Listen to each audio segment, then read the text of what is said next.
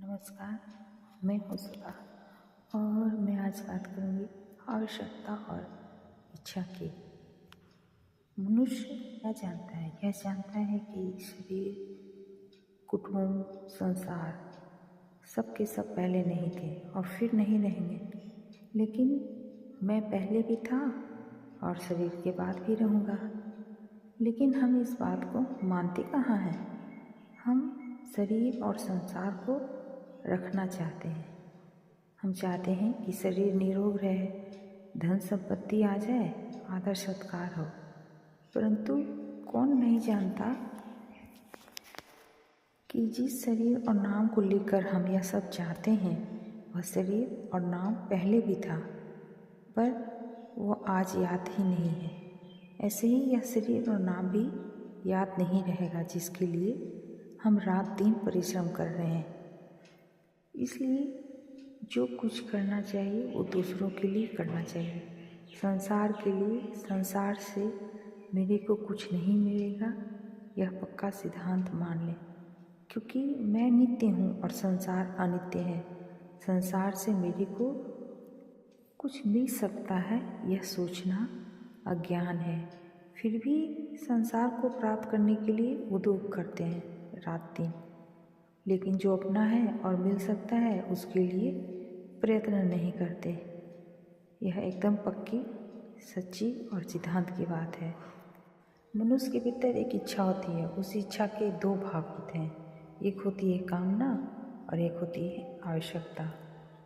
उदाहरण के लिए, जैसे भूख लगी तो भूख में खाद्य पदार्थ की आवश्यकता है, जिससे प्राण रह सकते हैं। ऐसे ही प्यास में जल की आवश्यकता है।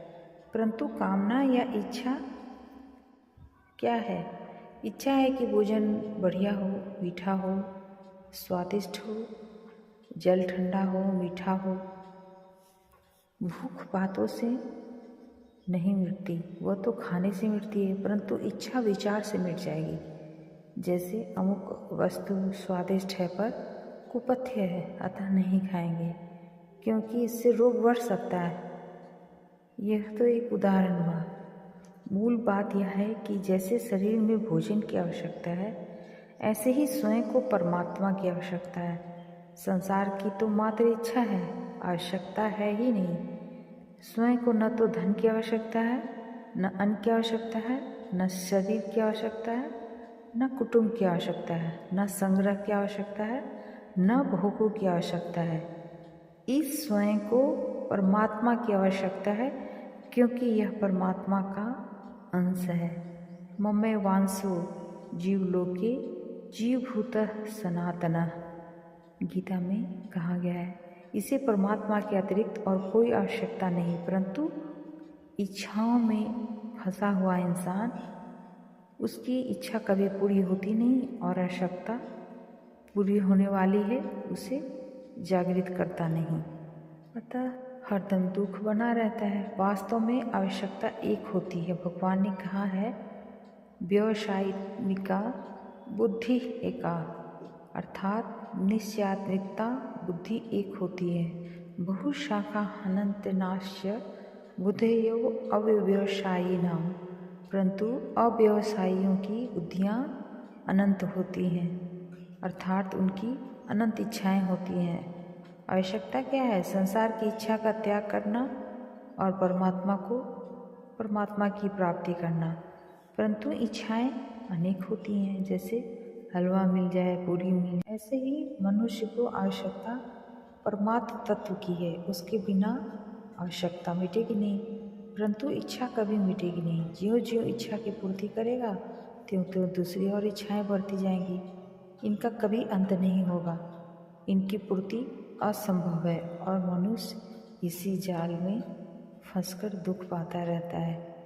इच्छाओं का त्याग और आवश्यकता की पूर्ति करनी होगी। चाहे तो आवश्यकता की पूर्ति कर दो तो इच्छाएं मिट जाएंगी, चाहे इच्छाओं को मिटा दो तो आवश्यकता की पूर्ति हो जाएगी। दोनों में से एक कर लो तो दोनों पूरी हो जाएंगी। संसार की इच्छाओं का त्याग कर दें तो परमात्म तत्व की प्राप्ति हो जाएगी। सर्वव्यापक परिपूर्ण परमात्मा कैसे दूर हो सकते हैं? सर्वसमर्थ परमात्मा में हमसे दूर होने की सामर्थ्य नहीं है, केवल संसार की इच्छा होने के कारण उस सर्वव्यापी परमात्मा की प्राप्ति नहीं हो रही है। यदि इच्छाएं सर्वथा मिट जाएं तो उसकी प्राप्ति तत्काल हो जाए। उसकी प्राप्ति वह परम लाभ है कि जिसके बाद और कोई लाभ हो सकता है यह मानने में भी नहीं आता, और जिसमें स्थित होकर मनुष्य गुरुतर दुख से भी चलायमान नहीं होता। उसकी प्राप्ति होने पर परम शांति तथा परम आनंद ही रहता है, उसमें कोई फर्क नहीं पड़ता। मनुष्य इन इच्छाओं के कारण ही दुख पाता है। ये इच्छाएं महान अनर्थ का कारण है।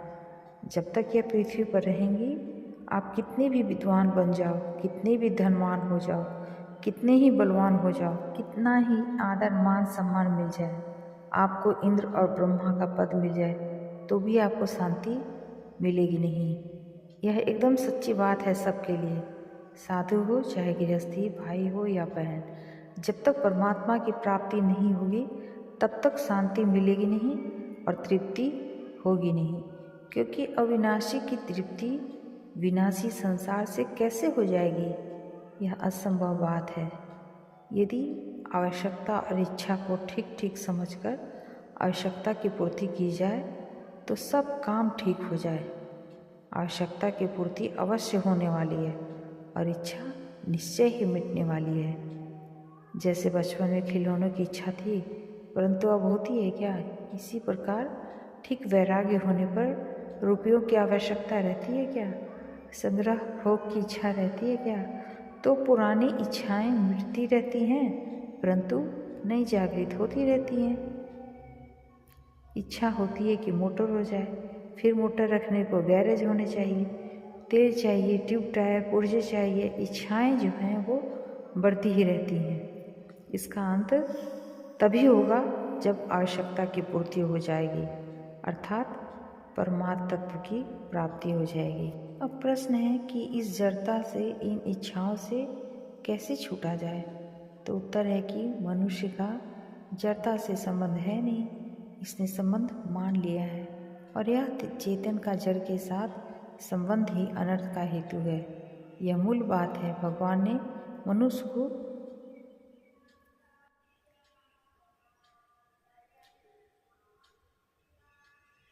स्वतंत्रता दी है। मनुष्य नरक, स्वर्ग और 84 लाख योनियों में जा सकता है, ज्ञान, वैराग्य, भक्ति प्राप्त कर सकता है। मनुष्य ने उस स्वतंत्रता का दुरुपयोग किया, इस कारण फंस गया। और यदि अब यह स्वतंत्रता का सदुपयोग करे, आवश्यकता की पूर्ति करे और इच्छाओं का त्याग करे तो बिल्कुल ठीक काम हो जाएगा और इसमें किंचित मात्र भी संदेह नहीं है।